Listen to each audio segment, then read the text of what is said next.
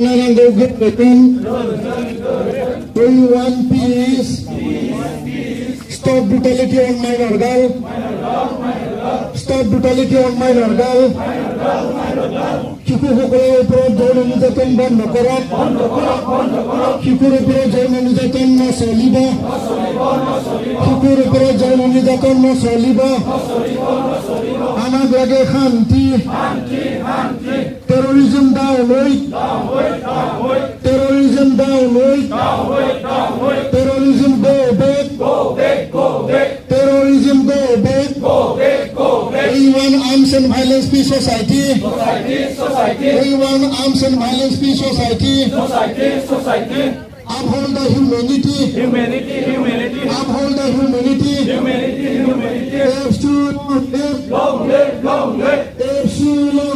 Long live. Jai Guru Hari. Jai Guru Hari. खालामनाय बे आयदानि सायाव सावरायलायनाय हाबाफारि जागोन। बिनि गाहाय आलासिया डक्टर सुमिता आरो बे आयदानि सायावनो बुंथिगिरि आलासि हिसाबै আৰু আজিৰ অনুষ্ঠানত মই এই কথাটো কৈ খুব গৌৰৱান্বিত যে মোৰ লগত মানে BSCত কটনত ফিজিক্স লৈ মই উপেন ব্ৰহ্মৰ লগত একেলগে আছিলোঁ। আমি একেটা হোষ্টেলত আছিলোঁ, থাৰ্ড মেচত আছিলোঁ। এই কথাটো মোৰ হঠাতে মনত পৰিছে আৰু বৰ দুখৰ বিষয়। ক্ল'জ আছিলে আৰু মই তাকে ভাবোঁ যে সময়বিলাক কেনেকৈ পাৰ হৈ যায়। আচলতে এইবিলাক বৰ ইম'চনেল কথা, কাৰণ আমি অসমীয়া সমাজে এটা সময়ত বহুত হিষ্টৰিকেল ভুল কৰিছোঁ আৰু এই কথাটো মই যিহেতু উপেনৰ লগত একেলগে আছিলোঁ সেইকাৰণে মই খুব ভালধৰণে বুজি পাওঁ কথাটো। তেওঁ যি সময়ত আমাৰ অসম আন্দোলন হৈছিলে 79 to 85 চান্দা বসুমতাৰী সম্পৰ্কে, মই তেখেতৰ পৰিবাৰৰ লগতো তেনেকৈ চিনাকি নাছিলে, কিন্তু আজিহে মই ভালকৈ অলপ গম পাইছোঁ আপোনাৰ কথাটো। গতিকে এই সময়ত আপোনালোকৰ যিটো পৰিস্থিতি আছিলে অসমৰ, মানে 79 to 85 আছাম এজিটেশ্যন, তাৰপিছতেই গোটেই প্ৰব্লেমবিলাক ষ্টাৰ্ট হৈছে। আপোনালোকে নিশ্চয় দেখিছে আলফাৰ ৰাইজ হ'ল। তাৰপিছত মানুহখিনি যদি জীয়াই থাকিব লাগে, আমি যদি এজনে ইজনৰ দুখবিলাক উপলব্ধি কৰিব নোৱাৰোঁ, তেতিয়াহ'লে কিন্তু আমাৰ প্ৰগ্ৰেছ হোৱাটো বৰ দিগদাৰ আচলতে, সেইটো কথা। গতিকে এই অনুষ্ঠানত মই এটা কথা মনত ৰাখিব যে ইয়াত অসমৰ সকলো ইণ্ডিজিনাছ পিপুলৰ কথা কোৱা হৈছে। গতিকে ইণ্ডিজিনাছ পিপুল মানে প্ৰত্যেক অসমীয়াও হ'ব পাৰে, বড়ো মানুহো হ'ব পাৰে, বা কাৰ্বি বা বেলেগ বেলেগ জনগোষ্ঠী হ'ব পাৰে। ইতিমধ্যে এই সংক্ৰান্তে বিস্তৃত আবেদন হৈছে, কিন্তু মই আপোনালোকৰ ওচৰত আৰু মই আপচুকৈ এটা ৰিকুৱেষ্ট কৰিম যে আমি অতি সোনকালে আমাৰ যি নিউজ পেপাৰবিলাকত আমি এটা ডেফিনেটলি এটা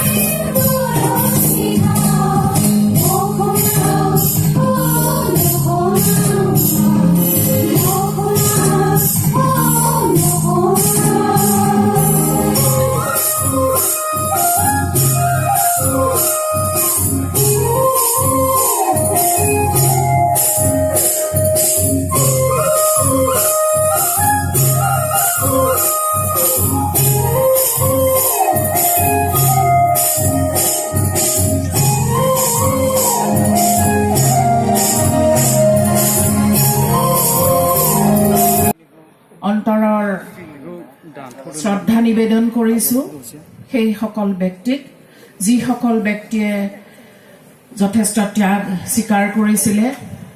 বডোফা তেখেত আমাৰ মাজত নাই, তেখেতক সোঁৱৰি মই তেখেতৰ প্ৰতি শ্ৰদ্ধা নিবেদন কৰিছোঁ। আৰু আমাৰ আজি যি এই অনুষ্ঠানটি যাৰ সোঁৱৰণিত পাতা হৈছে স্বৰ্গীয় চামলা বসুমতাৰী, তেখেতৰ মই সোঁৱৰি তেখেতৰ ওচৰত মই শ্ৰদ্ধা নিবেদন কৰিছোঁ। আৰু লগতে তেখেতৰ পত্নী ভানুমতী বাইদেউ, তেখেতকো মই মোৰ শ্ৰদ্ধা নিবেদন কৰিছোঁ। আৰু মঞ্চত উপবিষ্ট আজিৰ এই সভাখনৰ আয়োজক এপছুৰ শ্ৰীযুত প্ৰমোদ বড়ো ডাঙৰীয়া, লৰেন্স ইছলাৰী ডাঙৰীয়া প্ৰমুখে যিসকল কৰ্মকৰ্তা, মই তেখেতসকলক মোৰ আন্তৰিক ধন্যবাদ জ্ঞাপন কৰিছোঁ।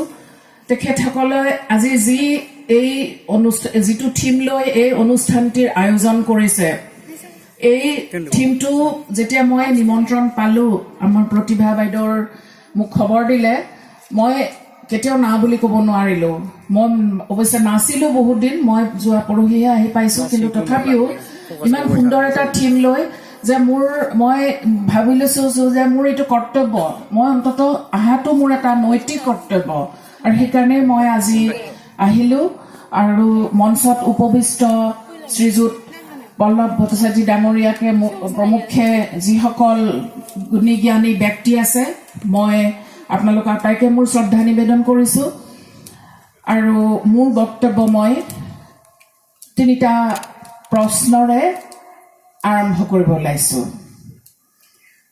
প্ৰশ্ন 3টা হ'ল, এজনী ছোৱালী, 9 বছৰীয়া ছোৱালীজনী স্কুললৈ গৈছিলে। স্কুলৰ পৰা তাই স্কুলৰ বেগটো লৈ আহিছে। আহি পেলাই তাই ঘৰৰ সন্মুখত দেখা পাইছে এটা দল, কোনোবা কেইজনমান অচিনাকি মানুহে তাইৰ ঘৰত সোমাই তাইৰ পিতৃ মাতৃক গুলিয়াইছে। আৰু তাইৰ পিতৃ মাতৃৰ তেজৰ তুমৰলি হৈ থকা শৰীৰ মাটিত পৰি আছে। তাই হতভম্ব হৈ গৈছে, তাই বুজি নাপায়। ছোৱালীজনীয়ে তাইৰ মাক দেউতাকৰ মৃতদেহৰ ফালে চাই তাই সেই মানুহকেইজনৰ ফাললৈ চাইছে, যিজন মানুহৰ হাতত বন্দুকটো আছিলে। বন্দুকটোৰ ফালে চাই তাই সেই মানুহজনলৈ চাই তাই প্ৰশ্ন সুধিছে, মোৰ দেউতা মাক কিয় মাৰিলা? মানুহজনে কি ক'ব?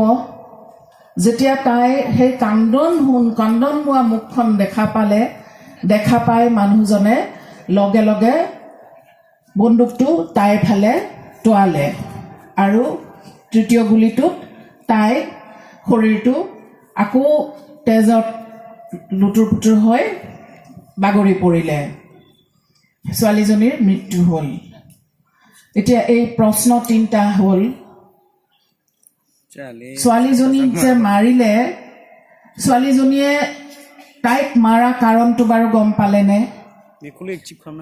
আৰু দ্বিতীয় প্ৰশ্নটো হ'ল, যিজন মানুহে ছোৱালীজনীক মাৰিলে, সেই মানুহজনে যেতিয়া ঘূৰি গ'ল নিজৰ ঘৰলৈ, তেওঁ মনত কি ভাৱ হ'ল? তেওঁ ভালকৈ খাব পাৰিলেনে? তেওঁ শুব পাৰিলেনে? তেওঁৰ মনত কি ভাৱ হ'ল? আৰু 3য় প্ৰশ্নটো হ'ল, আমি যাক সদায় বিশ্বাস কৰোঁ, আমাৰ এজন ওপৰৱালা আছে, আমাৰ এজন ভগৱান আছে, সেই মুহূৰ্তত ভগৱানজন ক'ত আছিলে? এই 3টা প্ৰশ্ন। মই আজি মোক নিমন্ত্ৰণ কৰি আনিছে, মই যিটো Assam state commission for protection of child rights, Asom শিশু অধিকাৰ সুৰক্ষা আয়োগ, তাৰ মই চেয়াৰপাৰচন বা অধ্যক্ষ হওঁ সেই দিছপুৰ ফালৰ পৰাই আজি আপোনালোকে মোক নিমন্ত্ৰণ কৰি আনিছে গতিকে মই যি চাইল্ড ৰাইটছ কমিশ্যন তাৰ অধ্যক্ষ হিচাপে মোৰ যথেষ্ট অভিজ্ঞতা হৈছে বা মই বহুত কথা শিকিছো বহুত কথা জানিছো মই আপোনালোকক তাৰে অলপ কিছু কথা কম কিন্তু ইয়াৰ আগতেও মই আমাৰ শ্ৰীযুত পল্লৱ ভট্টাচাৰ্য ডাঙৰীয়াই কোৱাৰ দৰে ময়ো এটা NGOৰ লগত জড়িত হৈ আছিলো আৰু এই NGOটোৰ যোগেদি মোৰ যথেষ্টখিনি মোৰ অভিজ্ঞতা হৈছিল মই বহুত সমস্যাৰ সন্মুখীন